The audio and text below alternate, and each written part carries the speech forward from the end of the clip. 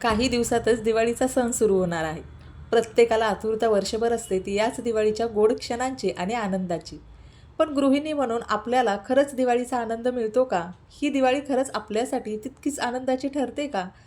तर आज आपण याच विषयावर बोलणार आहोत की गृहिणींसाठी ही येणारी दिवाळी कशा पद्धतीनं आनंदाने साजरी करता येईल. तर चला, दिवाळी म्हटलं की आपली सुरुवात ना खूप अगोदरपासूनच होते, कारण दिवाळी ज्या पद्धतीनं आनंद घेऊन येते गृहिणींसाठी भरपूर सगळ्या कामांची यादीसुद्धा घेऊन येते. कामांच्या यादी, त्याची जबाबदारी आणि परफेक्ट दिवाळी असं सगळं टेन्शन गृहिणीच्या मनात दिवाळी सुरू होण्याच्या 1 महिना आधीपासूनच असतं. कुठे जरी गेलो तरी दिवाळीची ही तयारी करायची आहे, ही खरेदी करायची आहे, घरामध्ये साफसफाई करायची आहे, दिवाळीचे एवढे पदार्थ बनवायचे आहेत, हे सतत तिच्या मनामध्ये सुरू असतं. आणि याच विचारांमध्ये कधी एकदा सगळी सुरुवात करते आणि कधी एकदा दिवाळी संपून जाते असं आपल्याला होतं. कधी-कधी तर दिवाळी आपल्यावर लादलेलं एक ओझं आहे की काय असं सुद्धा वाटायला लागतं.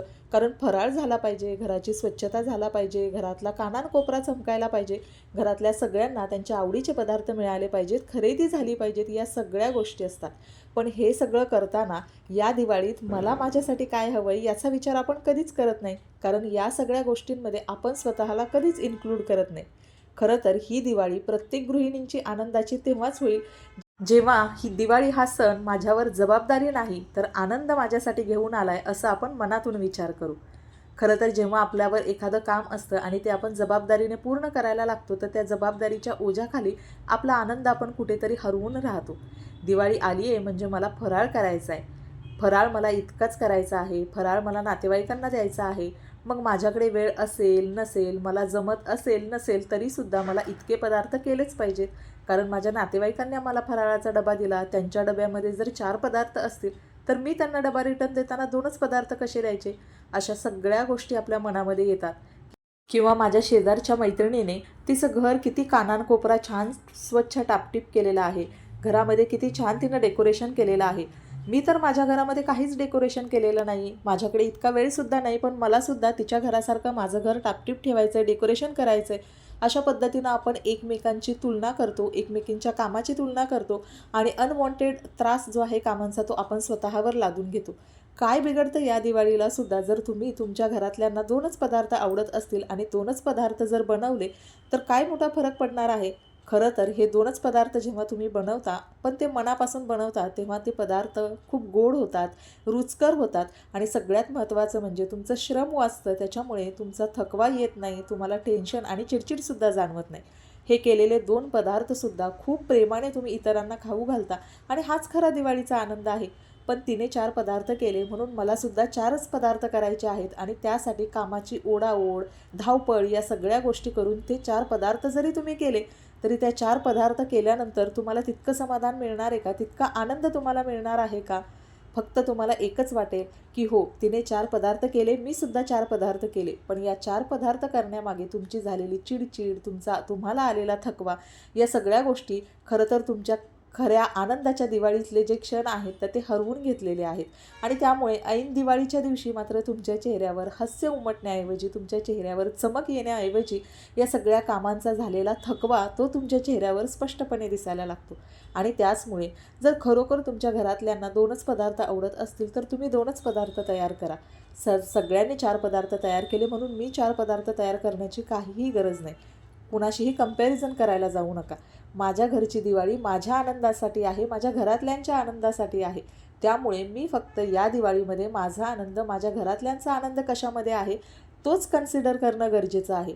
जर माझ्या घरातल्यांना हे 2 पदार्थ खूप आवडीने ते खातात तर मी 2च पदार्थ बनवून ही दिवाळी खूप आनंदाने एन्जॉय करेन, ज्याच्यामुळे माझ्या घरातले हॅपी राहतील आणि मी हे 2च पदार्थ केल्यामुळे, माझं श्रम वाचल्यामुळे मला थकवासुद्धा येणार नाही आणि आनंदाने मी ही दिवाळी माझ्या घरातल्यांच्या बरोबर साजरी करेन. आता पुढचा मुद्दासुद्धा गृहिणींसाठी फार महत्त्वाचा आहे. मुलांना शाळांमध्ये दिवाळीमध्ये सुट्ट्या असतात. बहुतेक ऑफिसेसलासुद्धा दिवाळीमध्ये सुट्ट्या असतात. पण तरीसुद्धा सणासुदीला सगळे घरी असताना प्रत्येक काम मीच करावं. कशाला माझ्या मुलांना त्रास किंवा कशाला माझ्या मिस्टरांना त्रास, कशाला माझ्या घरातल्या इतर सदस्यांना त्रास असं आपल्याला वाटतं. पण खरं तर आपणसुद्धा हे सगळं त्यांच्याच आनंदासाठी करत असतो. तर त्याच्यामुळे आपण थोडीशी कामाची विभागणी केली तर कामांमध्ये घरातल्या सगळ्यांचा हातभार लागलेला आहे हे समाधानसुद्धा आपल्याला मिळतं.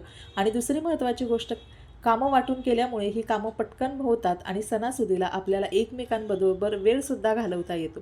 त्याच्यामुळे या दिवाळीला सगळी कामं मीच करेल, माझ्या मुलांना त्रास नको, रांगोळी मीच काढेन, देवघर सगळं साफ मीच करेन, लक्ष्मीपूजनाची, भाऊबीजेची, पाडव्याची सगळी तयारीसुद्धा मीच करेन. तर या गोष्टींचा अट्टहास न करता रांगोळी काढण्याचं काम तुमच्या मुलीला देऊ शकता, घरातली छोटी मोठी जी काही कामं असतील ते काम तुमच्या मुलांना देऊ शकता, बाहेरचं किराणा माल काय आणायचं असेल, गिफ्ट वगैरे काय आणायचं असेल, मिठाई काय आणायचं असेल, हे काम तुम्ही मिस्टरांना देऊ शकता.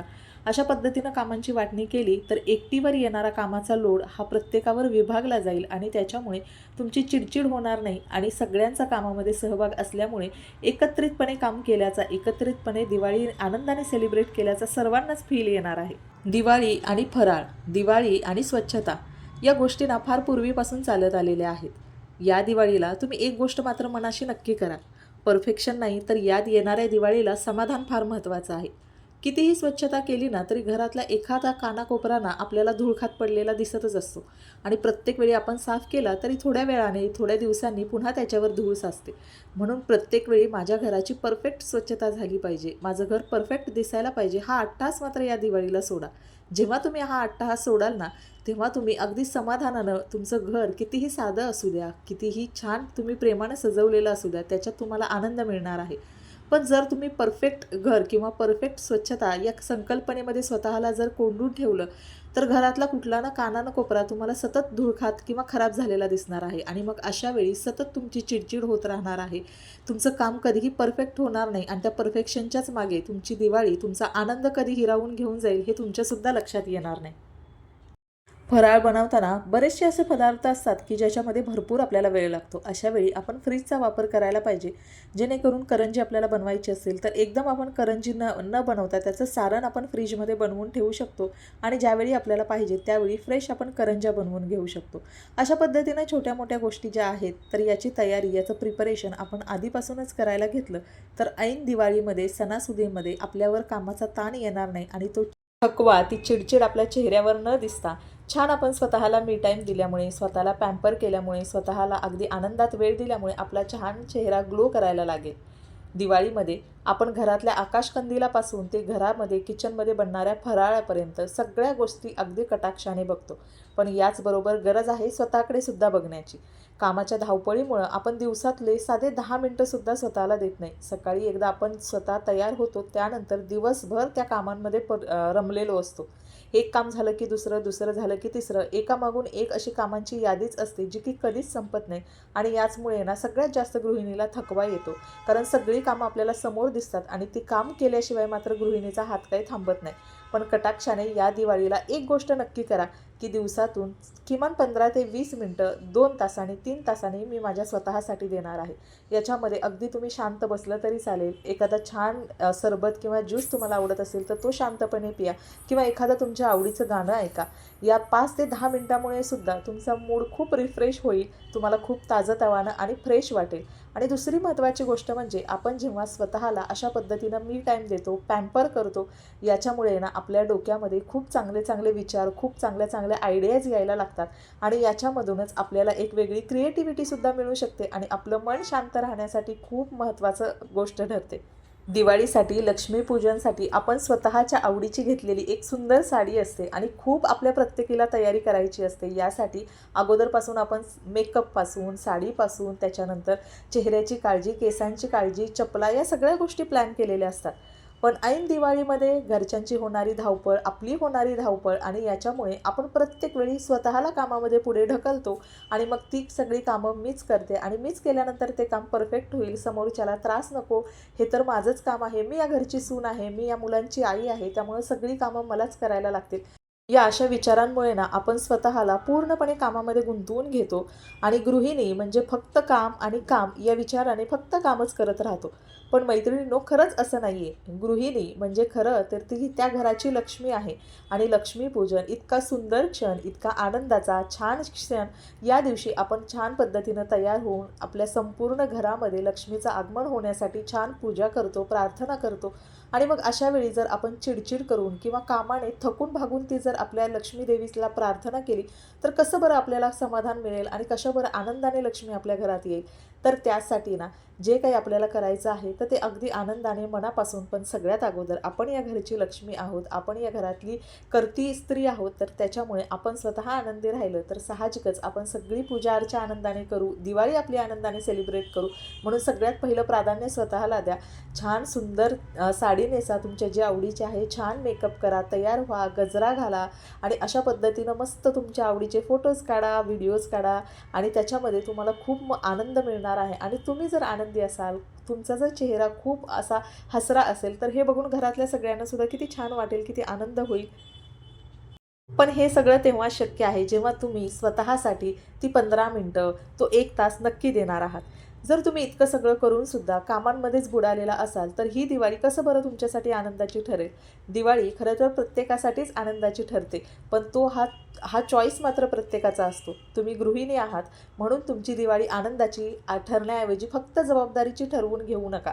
तर हा चॉईस तुम्हालासुद्धा आहे की येणारी दिवाळी तुमच्यासाठी तुम्ही आनंदाची करू शकता की फक्त दिवाळीची भरपूर सगळी कामं करून झालेली चिडचिड आणि थकान यामध्येच घालवू शकता.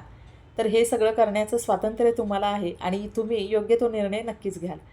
खरं तर कुठलाही सण असो किंवा काम, परफेक्शनच्या मागं न धावता आपण त्याच्यात आनंद शोधायला सुरुवात करायला पाहिजे आणि समाधान शोधायला सुरुवात करायला पाहिजे.